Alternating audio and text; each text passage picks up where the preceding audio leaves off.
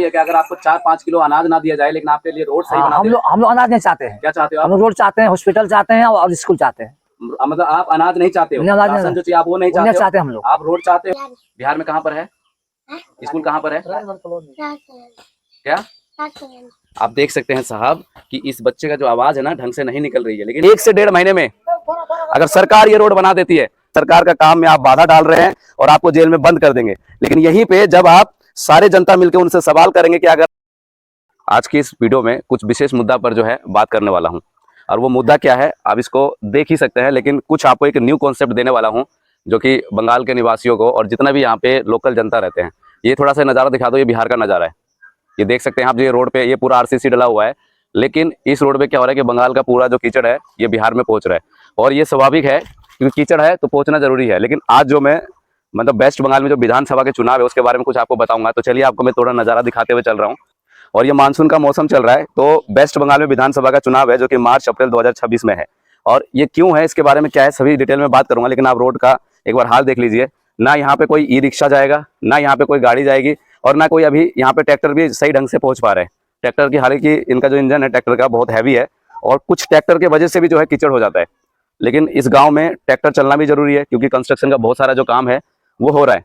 तो ये रोड का हालत आप देख सकते हैं पूरा कि इतना बड़ा यहाँ पे गड्ढा है कि कार तो मुश्किल ही चलेगा, साइकिल भी नहीं चलेगा बिल्कुल भी।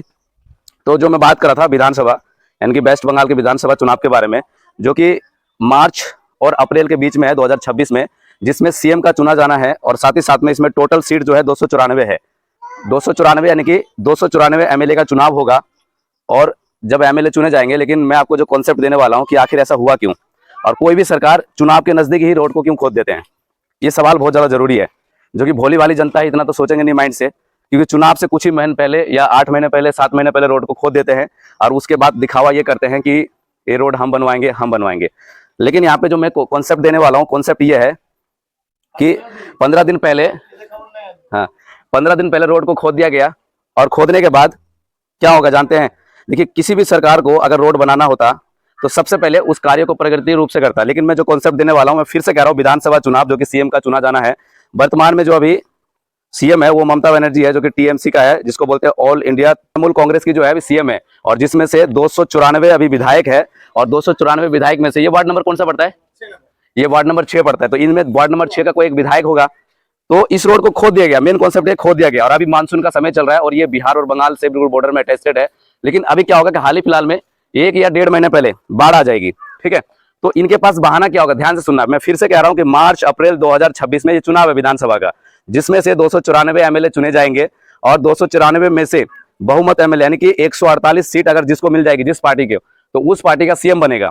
और अब जो यहाँ पे जितने भी विधायक यहाँ पे वोट लेने के लिए आएंगे, तो इनसे सबसे पहली बात यही कहा जाएंगे। देखिए, एक कॉन्सेप्ट दे रहा हूं, कॉन्सेप्ट ये है कि ये बोला जाएगा कि अभी जैसे रोड खोद दिया गया 15-20 दिन हुआ, अगर तुरंत 1 से 1.5 महीने के अंदर ये रोड बन जाता है तो ये बन जाएगा, फिर तो समझ लो कि आम जनता के ऊपर कोई परेशानी नहीं है, यानी कि 1 से 1.5 महीने के अंदर।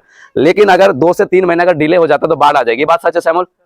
2 से 3 महीने में बाढ़ आ जाएगी, और जब बाढ़ आ जाएगी तो उनका एक बहाना होगा, जो विधायक है, जो यहाँ के मेंबर्स है, जो यहाँ के सदस्य हैं, वो कहेंगे कि अब जरूरत ही क्या है कि कोई हमारी जेसीबी नहीं चल पा रही है, बाढ़ आ गई है, रास्ता खराब है, वो यही बात बोलेंगे, यही बहाने बनाएंगे। फिर 2 से 3 महीना जो बाढ़ का समय चलेगा वो डिले हो जाएगा।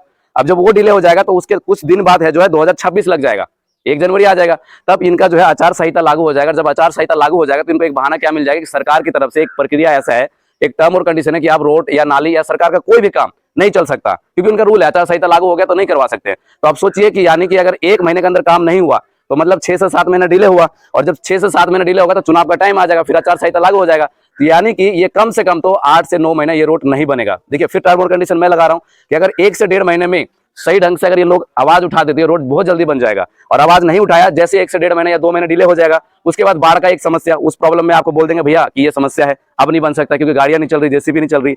इसके बाद आचार संहिता लागू हो जाएगा तो 2-4 महीने और डिले हो जाएगा, क्योंकि भाई प्रचार में सब कोई भी पार्टी नहीं बनवाएंगे। लेकिन उसी बीच में सारे एमएलए बहाना ही करेंगे कि माता जी हमें वोट देना, इस रोड को सोना कर देंगे, माता जी हमें वोट देना, इस रोड को सोना कर देंगे। तो मेन कॉन्सेप्ट इसको रोड का अगर जुड़ा है तो 80% या फिर 90% यही कॉन्सेप्ट पे जुड़ा है। लेकिन मैं फिर से आपको एक विचारधारा देता हूं, अगर 1 से 1.5 महीने में अगर ये रोड बन जाता है तो समझ लीजिए कि सही में जो सरकार है वर्तमान में वो आपके लिए काम कर रही है। और अगर 1 से 1.5 महीने में ये रोड नहीं बनती है तो समझ जाइएगा फिर चुनाव का इसमें पूरा का पूरा मुद्दा जुड़ा हुआ है। और चलिए मैं आपको ये रोड दिखाता हूं पूरा कि कैसा हाल है इस रोड का, आप खुद बताइएगा। एक टाइम पे अभी 10-15 दिन पहले आरसीसी डली हुई थी, ये थी यहाँ पे चलने लायक था ये रोड, था ना समोल यहाँ पे, है ना। लेकिन आज की डेट पे आप इस रोड पे चल नहीं सकते। तो आप सोचे कि इस गांव का विकास कैसे होगा। और अभी बिहार में आप सुन लीजिएगा कि मैंने जैसे बोला था कि ये जो गांव है बिहार और बंगाल 20 साल पीछे है, तो इसी को बोलते हैं 20 साल पीछे।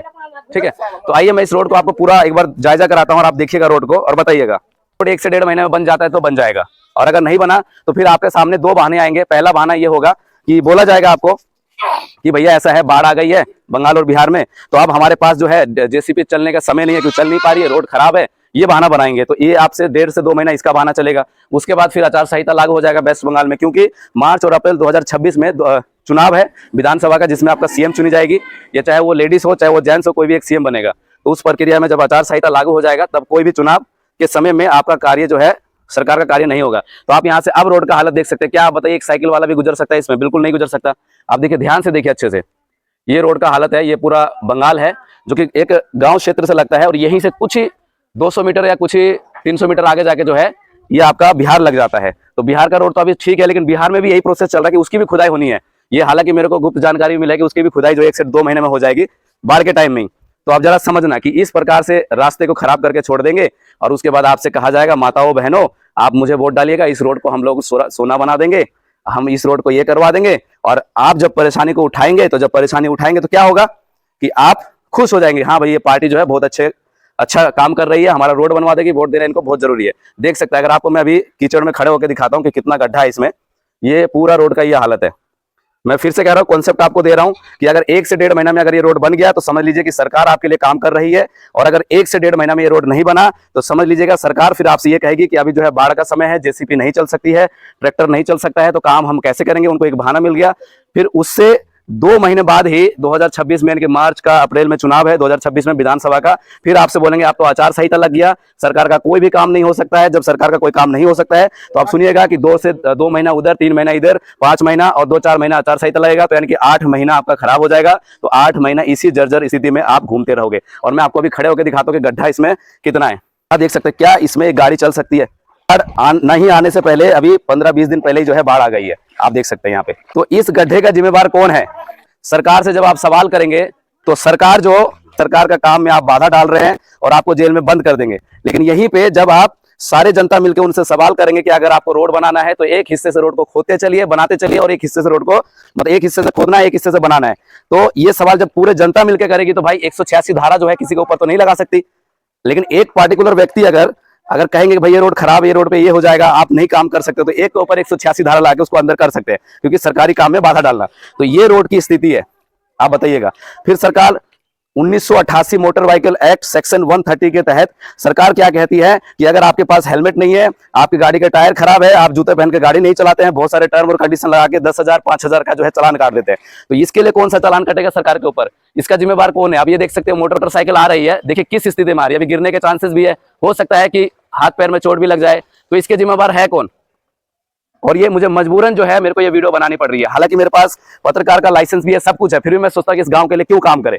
लेकिन जब लगता है ना कि अब भाई हमें भी जो प्रॉब्लम हो रही है, तब लगता है चले इसका फायदा उठाया जाए। तो ये स्थिति है। तो आप लोग देखिएगा, और सवाल यही बनता है कि इसके पीछे जिम्मेवार कौन है। अगर जनता के लिए इतना ही फायदा देना है तो एक तरफ से रोड बनाया क्यों नहीं गया और एक तरफ से रोड को क्यों नहीं खोदा गया? देख सकते हो बाइक भी जो है, वो बाइक चलने में कितना असमर्थ है, देखिए। तो आप बताइए कि इस गांव का विकास होगा कैसे? फिर इस गांव में अगर इन्हीं पेरेंट्स को बोलेंगे अपने बच्चों को आप पढ़ाओ, कुछ उनमें इन्वेस्ट करो। इन्वेस्ट का मतलब यही होता है कि जब उनको पता लगेगा तो अपने लिए आवाज उठाएंगे वो। देखिए उस बाइक को दिखाओ ना, दिखाओ उसको, दिखाओ। क्यों चाचा जी, इस रोड में चलने में अच्छा लग रहा है आपको? तो फिर ये रोड क्यों तोड़ा गया, कुछ पता होगा आपको? नहीं पता कुछ भी आपको? देखिए, जिस सरकार को आप चुनते हैं, मतलब सरकार तो देखा जाए तो आप ही है, मालिक आप ही है देश का, लेकिन आपको ही पता नहीं है। नहीं, देखिए इस बाइक को चलने में कितनी प्रॉब्लम हो रही है। और देखिए ये मलबा दिखाइए एक बार, ये जो मलबा रखा हुआ है यहाँ पे, यही इस रोड पे ये मलबा बिछा हुआ था, इस रोड पे ये पूरा मलबा बिछा हुआ था। तो क्या जरूरत थी इस मलबे को उठाने की? ऐसा क्या कॉन्सेप्ट था कि आपने गांव वाले को नहीं बताया? इस मलबे के ऊपर भी अगर आरसीसी डाल देते या फिर कोई भी डाल देते तो क्या होता है, 1 फीट और ऊपर आ जाता, लेकिन कम से कम रोड चलने लायक तो रहती। तो ये स्थिति है। अभी तो मैंने यहाँ से मुश्किल से 500 मीटर की वीडियो बनाई है। अभी अगर यहाँ देखोगे तो पूरा यहाँ पे 1 किलोमीटर तक रोड ऐसे ही पड़ा हुआ है। तो मैंने फिर एक बात रिपीट कर रहा हूँ कि अगर 1 से 1.5 महीने में अगर सरकार ये रोड बना देती है तो समझ जाइएगा कि मैं जो आपको 2 बहाने की बात कर रहा हूँ वो बहाने गलत हो जाएंगे। लेकिन अगर 1 से 1.5 महीने में सरकार ये रोड नहीं बनाती है तो आप समझ जाइएगा कि सरकार के पास दो बहाना है। पहला बहाना कि बाढ़ आ गई है, अब हमारी जेसीबी गाड़ी नहीं चल सकती, ट्रैक्टर नहीं चलेगा, तो आपको 2 से 3 महीना और रुकना होगा। उसके बाद दूसरा बहाना ये आ जाएगा कि भैया आचार संहिता लागू हो चुका है, उसके बाद आचार संहिता में सरकार का कोई भी काम नहीं चलेगा, क्योंकि वेस्ट बंगाल विधानसभा चुनाव मार्च से अप्रैल के बीच 2026 में है, जो कि 18वीं विधानसभा चुनाव होना है। टोटल एमएलए बनेंगे जो है 294 में से अगर 148 एमएलए जिसके पास हो जाता है उसकी सरकार यानी कि सीएम बन जाएगी। उसके बाद ही इस रोड का काम चालू होगा, लेकिन उससे पहले वोट मांगने के लिए वही 294 विधायक आएंगे और बोलेंगे माता जी बहने हमें ये वोट देना, हम आपका रोड को सोना बना देंगे। तो चलिए आज की इस वीडियो में हमने जो दिखाया आपको, कुछ ये गड्ढा वगैरह दिखाया, तो आप देख के बताना कि इसका जिम्मेवार जो है, इसका जिम्मेवार कौन होगा, ये जो रोड खराब है। तो कमेंट बॉक्स में आप लोग टिप्पणी करिएगा।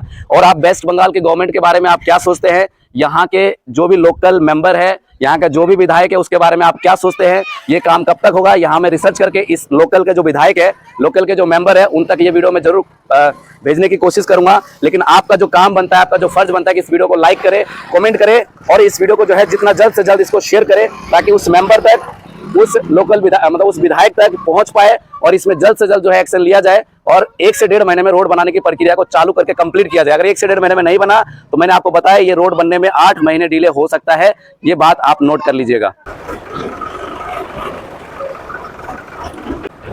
जैसे ये टोला आप देख पा रहे हैं, इसका नाम है बंकू टोला। और देखिए, मैं हालांकि सभी के लिए काम करता हूं, लेकिन बहुत सारे बुद्धिजीवी लोग सवाल पूछते हैं कि आप उस गांव के लिए वीडियो क्यों बना रहे हैं, आप इस गांव के क्यों नहीं बना रहे हैं। तो मैं आपको दिखाना चाहूंगा कि इस गांव में भी कोई रोड नहीं है ना। देखिए, एक भी रोड आप नहीं देख पा रहे हैं। और यहाँ पे जो लोग रहते हैं, इनका मकान भी आप देख सकते हैं, सारा कच्चा मकान है। हालांकि कुछ मकान जो है पक्का है। और अगर आप इधर कैमरा घुमाएंगे तो आप देख सकते हैं इधर कि वहां तक 200 मीटर या फिर 300 मीटर वहां पे कुछ आरसीसी का रोड ढल चुका है। तो वहां से बिहार लगता है और इधर से बंगाल लगता है। तो मैं सवाल ये करना चाहता हूँ यहाँ के एमएलए से, यहाँ के एमपी से, कि क्या ये लोगों का जीवन नहीं है? क्या आप जो कहते हैं कि एक वोट, एक आदमी, एक कीमत, एक अधिकार, तो क्या आर्थिक रूप से क्या जीने के लिए वो एक अधिकार नहीं है? तो इनके पास जो रोड नहीं है चलने के लिए, इनके जो कच्चे मकान है, आप यहाँ पे देख सकते हैं सारे कच्चे मकान है, तो क्या इनके जीवन जीने के लिए क्या कोई अधिकार नहीं है? तो इन गांव वासियों के लिए आप काम कब करेंगे? मोदी जी, आप कहते हैं कि विकसित भारत, विकासशील भारत, उस प्रकृति में आप काम कर रहे हैं और आप कहते हैं इतने गांव वाले लोगों को जो है हमने घर दिया है, हमने ये किया है। तो आप देख सकते हैं आपका नजारा, सिर्फ बातों को फेंकने से कुछ नहीं हो जाता है। अगर बातें बड़ी बड़ी करने से कुछ नहीं हो जाता है, काम यदि आप लोग करते हैं तब मानते हैं कि हाँ आपने कुछ किया है। तो मैं कहना चाहूंगा उन गांव वासियों को कि आप लोग जागो, आपके पास एक मोबाइल है, आपके पास सोशल मीडिया का पावर है, आप उठाओ अपने घर से और अपनी वीडियो जो है बनाना चालू करो। आप यहाँ पे देख सकते हैं, कम से कम अगर यहाँ पे घर की बात करें तो मेरे ख्याल से 300 से 500 घर जो है यहाँ पे है, इस रोड से लेकर वहां तक। देखिए, ये रोड का पूरा नजारा देख सकते हैं आप यहाँ पे कि किस प्रकार से जो है रोड पूरा खड्डा है। तो क्या मैं कहता हूँ इनके जीवन जीने के लिए क्या इनके पास अधिकार नहीं है कि इनका भी रोड जो है एकदम सेफ हो? यहाँ से कोई अगर सांप काट ले किसी बच्चे को, किसी आदमी को, तो ये डिस्ट्रिक्ट हॉस्पिटल तक जा सकते हैं। तो क्या आपको लगता है कि इनके गांव तक एम्बुलेंस आ सकती है? क्या अगर किसी को सांप काट ले, किसी को कोई एक्सीडेंट हो जाए, क्या इनके बच्चा जो है हॉस्पिटल तक पहुंच सकते हैं? बिल्कुल नहीं ना। तो आप बताइए कि इनके लिए आप लोग क्या कर रहे हैं? यहाँ के जो जगबंधु टोला वार्ड नंबर 6 के जो विधायक है, क्या आप उनके लिए क्या कर रहे हो, क्या सुविधा मुहैया करा रहे हो? तो ये सवाल जो है बहुत आपके ऊपर बनता है और मैं पूरी कोशिश करूंगा कि ये वीडियो आपको टैग करने की, तो आप इसको देखें। और आपसे रिक्वेस्ट है कि इन लोगों के लिए भी, गांववासी के लिए भी आप कुछ ना कुछ काम करें। एटलीस्ट कुछ काम नहीं कर सकते तो आपको सारी योजना देना बंद करिए। और अगर इनको देना है तो इनको पक्का सड़क तैयार करके दीजिए, इनको एक पक्का, अगर देना चाहते हो तो एक मकान दीजिए। उसके बाद जो 4 किलो अनाज बांटते हैं वो देने की आपको जरूरत नहीं है। वो क्यों नहीं है? क्योंकि आप देख सकते हैं इनके पास गाय है, इनके पास भैंस है, इनके पास खेती है, इनके पास आम है, इनके पास मक्का है, इनके पास ज्वार बाजरा, सब कुछ ये बो सकते हैं चाह के। तो आपकी 4 किलो अनाज, आपकी 5 किलो अनाज की इनको जरूरत नहीं है। अगर इनको जरूरत है तो एक पक्की रोड, एक पक्का मकान, बस ये 2 चीज आप कर दीजिए। और एक तीसरी चीज, इन बच्चों पे जो है ना एजुकेशन, यानी कि इनके लिए अच्छा एक स्कूल भी नहीं है, एक हॉस्पिटल नहीं है, बस इनको यही सब सुविधा चाहिए। अगर आप ये कर सकते हैं तो वोट लेने आइएगा, और अगर नहीं कर सकते हैं तो आप वहीं से वापस जा सकते हैं, क्योंकि इन गांव वासियों के लिए आप लोग कुछ भी नहीं कर रहे हैं, है ना। 4 किलो अनाज नहीं थमाना आपको, महिला के नाम से 2500 3000 नहीं थमाना, आपको रोड अच्छा बनाना है, ताकि किसी भी बच्चे को किसी भी प्रकार से अगर कोई सांप काटता है, कीड़े काटता है, एक्सीडेंट हो जाता है, तो तुरंत वो जो है डिस्ट्रिक्ट हॉस्पिटल 15 से 20 मिनट में वो पहुंच सकता हो। तो मुझे उम्मीद है कि आप मेरी बात को थोड़ा संज्ञान में लेंगे और इस पर आप कार्य करेंगे। ये छोटे छोटे बच्चे हैं, आप इनको देखिएगा, अगर इनको कोई कीड़े पतंगे कुछ काट लेते हैं तो कैसे इनका बचाव होगा बताओ? तो ये सवाल बनता है आपके ऊपर कि इनका रोड कब सही होगा। साहब, ये बच्चे ना पढ़ना चाहते हैं, ये लिखना चाहते हैं, ये भी चाहते हैं कि हम देश के लिए कुछ बने। ये बच्चे कैसे बनेंगे देश के लिए बताइए? है ना। ये बच्चे चाहते हैं कि हम देश के लिए कुछ बने। पढ़ना चाहते हो आप? स्कूल जाते हो? कहाँ पे? हूँ मत करो, कहाँ स्कूल है आपका? हाँ जी बोलो। बिहार में कहाँ पर है स्कूल? कहाँ पर है? क्या? आप देख सकते हैं साहब कि इस बच्चे का जो आवाज़ है ना ढंग से नहीं निकल रही है, लेकिन इस बच्चे की उम्र जो है अभी 5 से 6 साल है और मेरा बच्चा जो है दिल्ली में पढ़ता है और उसकी उम्र जो अभी मुश्किल से 4 से 5 साल है, लेकिन वो सब कुछ ABCD बता देगा, दादा का नाम बता देगा, माता पिता का सारा नाम बता देगा। हालांकि मैं इस बच्चे को कमजोर नहीं बोलता है, ये बच्चा जो है फिजिकल रूप से यानी कि बॉडी से काफी स्ट्रांग है, लेकिन इनको प्रैक्टिस नहीं कराया गया। देखिए अगर इनका स्कूल राजमहल में है, ये ढंग से बता नहीं पा रहे, तो इस बच्चे के लिए कब सोचा जाएगा। देखिए कितना सुंदर बच्चा है। मुझे ऐसा लगता है कि दिल्ली में, महाराष्ट्र में, कनाडा में ऐसे बच्चे नहीं मिलेंगे भोले वाले। तुम्हारे टीचर का नाम क्या है? अच्छा अपना ही नाम बताओ तो पूरा फुल। क्या नाम है? राज यादव। यादव या जादव? यादव। यादव YADAV यादव है आपका, जादव नहीं है।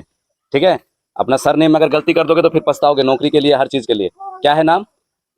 राज यादव। जी बताइए, जिस प्रकार से मैं आपके गांव की वीडियो शूट कर रहा हूँ, तो आपके गांव की स्थिति क्या है? बहुत खराब है। खराब बोले तो जैसे कि मैं मांग कर रहा था कि रोड, सबसे पहले रोड ही मेरे को दिख रहा है। हम सब हमको चाहिए रोड, हमको रोड चाहिए। हाँ सर। और उसके बाद हमारे कोई हॉस्पिटल चाहिए यहाँ। हॉस्पिटल भी नहीं है। नहीं, यहाँ ना रहे तो कम से दुर्गापुर मार्केट में तो रहे। हाँ दुर्गापुर मार्केट में अगर रोतवा है तो आप रोड का वीडियो तो अभी आप देख रहे होंगे। जो मैं शूट कर चुका हूँ कि कितना 1-1 फीट 2-2 फीट गड्ढा है, एम्बुलेंस आ सकती है उसमें? नहीं आ सकती। लेकिन इस भोले वाले बच्चों को अगर सांप या कीड़े मकोड़ों को अगर कोई काट ले तो ये बचेगा कैसे? कोई उपाय नहीं है। कोई उपाय नहीं है ना? नहीं सर, कोई उपाय नहीं, बिल्कुल नहीं है। तो आप, सरकार कहता है कि जनसंख्या हम तो हमारे दो कहते, तो ये हम तो हमारे दो वाला कॉन्सेप्ट चल सकता है यहाँ पे? नहीं चलेगा ना। नहीं सर, नहीं क्योंकि एक बच्चे पे हम डिपेंड नहीं हो सकते, नहीं 2 बच्चे पे डिपेंड नहीं हो सकते, क्योंकि भाई कोई सांप काट ले, कुछ काट ले, सवाल खड़ा होता है ये वाला। हाँ बात तो सही है। हाँ, तो आप लोगों को यहाँ पे कोई क्या क्या समस्या दिखती है यहाँ पे? यहाँ में बहुत सी दिक्कत है, रोड भी नहीं है, उसके बाद कोई स्कूल नहीं है, ठीक है, कोई हॉस्पिटल नहीं हम लोग का है। ठीक है, ऐसे हम लोग दिक्कत में हम लोग रहते हैं समय रात दिन के लिए। हाँ। तो हम लोग कोई यहाँ साधन, मर जाने से भी कोई साधन नहीं मिलता हम लोग यहाँ, नहीं है कोई हम लोग, कोई ना सरकार साथ देता है हम लोग का। बिल्कुल। तो वोट लेने जब आते हैं उस टाइम कैसे सरकार? वोट जब आते हैं तो वो लोग बोलते हैं भाई आप इस बार हमको पास करा दीजिए, आपको इस बार हम सुधार देंगे। बाकी जो वोट पा गया फिर दोहरा नहीं आता है, यहाँ पे 5 साल के बाद भी आता है, वो भी बोलता है हमको इस बार जाके देकर देखिए, हम सुधार देते हैं। इसी तक हम लोग कहते हैं 5 साल को लगता है, फिर हम लोग का कुछ भी नहीं होता है यहाँ।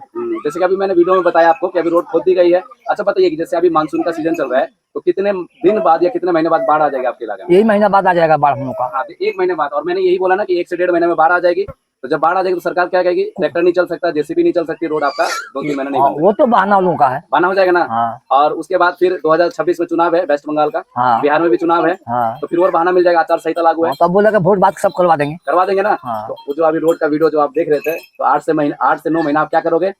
कीचड़ में चलते रहोगे। चलते हैं। तो ये बात सच है कि नहीं है? बात सही है। मैं फिर से कह रहा हूँ कि अगर 1 से 1.5 महीने के अंदर अगर ये रोड बन जाता है बाढ़ आने से पहले, तो समझ जाइएगा कि सरकार आपके लिए काम कर रही है। और अगर नहीं बनी तो समझ लीजिएगा सरकार वोट के लिए उस रोड को तोड़ दिया है। तो ये ना, तो इन भोले भाली बच्चों के लिए जरा सा सोचिएगा कि स्कूल नहीं जाते हैं क्योंकि स्कूल पास में नहीं है। बच्चों को कुछ प्रॉब्लम हो गई रात में, दिन में, तो कैसे हॉस्पिटल जाएंगे? संसाधन कोई साधन नहीं हम लोग है ना। बाइक का हाल आप देख सकते हैं कि किस प्रकार से गड्ढे में घुसे हुए।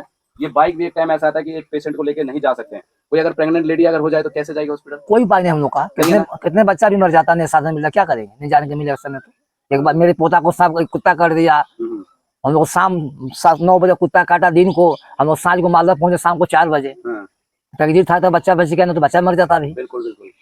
तो और सेकंड चीज, यहाँ सांप भी बहुत निकलते होंगे जंगल में। बहुत सांप, बगल में सांप है। ये देख सकते हैं यहाँ पे इस प्रकार से झाड़ियां है। अगर यहाँ पे एक आधे अगर सांप भी निकल गए तो इनका क्या होगा? मतलब बच्चे भी अगर जा सकते हैं, बॉल गिर गई, कुछ हो गया या कुछ ढूंढने चले गए, तो ये स्थिति है इनकी।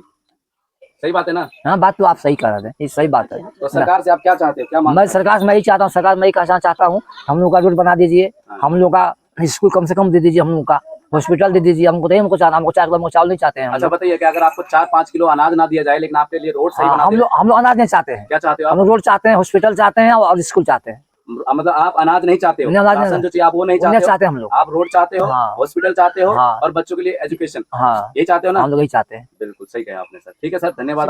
मालदा जिला, এই মালদা জেলার রতুয়া 1 ব্লকের এটা সবচেয়ে বিহার সংলগ্ন একটা রাস্তা।